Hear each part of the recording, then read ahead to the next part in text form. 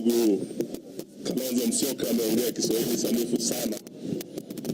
Niruhusu niongee kwa Kimombo sababu the matter we are following up is a matter of human rights abuse, violation of civil liberties by the Kenya police. And as you know, matters of human rights are really international matters. So we'd like this to be picked not just from the local point, but also from the international level. We were here on 30th of last month, and we were 7 party leaders representing other party leaders in the one-term movement. And we engaged the IG with the 2 DIGs and the entire leadership of our police on grave matters of violation of civil liberties, where the police are getting into an unholy alliance with guns. And what we have in place is a new phenomenon that's threatening our democracy and our national security, that instead of having a government that is accountable to the people, that respects human rights, we have a government where guns and government officers work hand in hand. There are instances where there are clear violation of human rights, particularly targeting His Excellency Rigathi Gachagua, the second deputy president, and we had over 22 different incidences where the police and goons had attacked him and attacked all of us who were with him in various locations across the country. And the IG undertook that by today, the 16th, when we return here, we'll have a full report on action taken and remedial measures put in place to address the serious concerns that the entire leadership of the opposition had raised. We are here today, and the IG is not here. Not even DIG Mangat is here. Not even DIG Masengeli is here. They are all taken up. We believe this is because of the orders from above, where they have been told not to engage us.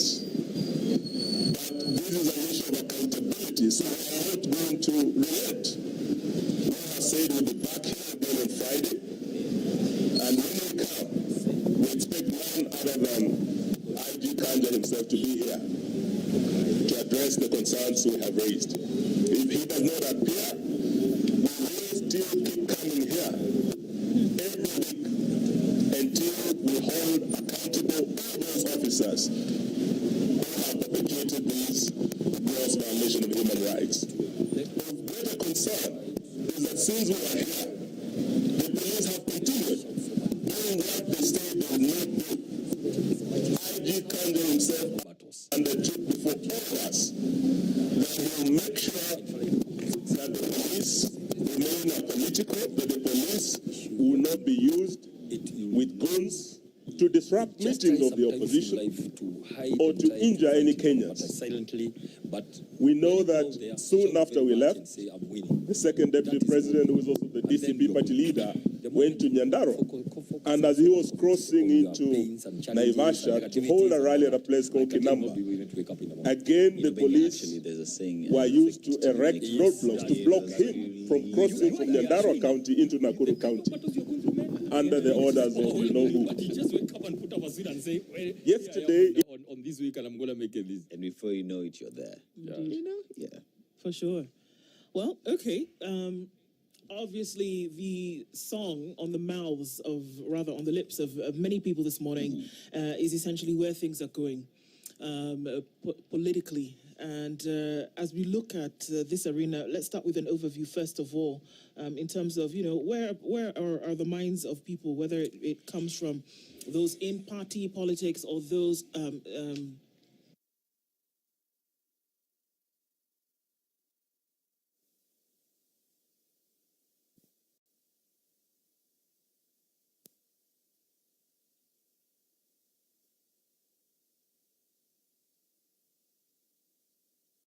because he began to avoid this meeting and purported to delegate a junior officer to talk to us, and we have declined. The magnitude of this matter, the attack on the places of worship, is an act of terror.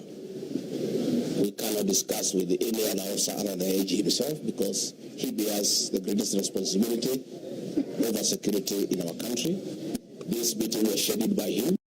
He did not even have the courtesy to tell us he will not be there, but he was instructed to take off shortly before we arrived. We have information from inside the police service that these investigations are complete.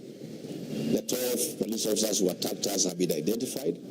They have been positively been located, that they are the ones who are in Witima. They have been located at the house of the local member of parliament where they took lunch after the attack. We also have information that the police actually want to prosecute these people, but William Ruto and Kipchumba Murkomen are insisting on a cover-up that these people should not face the law. This is very sad, and as my colleagues have said, we'll be back on Friday, and these people must face the law, and the Kenyans will demand that they face the law. This is just the beginning now of pressure from the Kenyan people, because if we allow this impunity ahead of the general elections next year, there could be anarchy in this country. I think we must bring order, and the IG and the people under him must be held to account by the people of Kenya. And the police themselves are complaining about harassment and being ordered to do wrong things. They are really complaining that they find it very unprofessional to be accompanying goons to attack Kenyans. They find it very unprofessional that they are being forced to attack civilians in meetings when they have not been provoked, as happened yesterday in Kitengela. In Nakuru, the police are telling us they were not given instructions to put a roadblock to stop us from going to Nakuru by the IG or the two deputy IGs. There are new directives outside the police command structure. It is Murkomen who had called the Nakuru police outside the chain of command to attack, to erect a roadblock to stop us from going to Nakuru. Effectively, the National Police Service is no longer independent. The CS is supposed to interact with the police on policy matters only, not on operations. But Murkomen has taken over police operations, and he is even calling county commanders and regional commanders outside the established command structure within the National Police Service. When a roadblock was elected in Naivasha, the police headquarters here was not even aware. It has only come now to the fore that it is the CS Interior who is giving instructions directly to the police. And actually the police are asking that they be helped, they be protected from the excesses of Kipchumba Murkomen and PS Raymond Omolo, who have taken over police operations, and they are giving instructions for police to deal with the dirty political matters outside the established chain of command within the National Police Service. So IG Kaja will be back on Friday, and will come.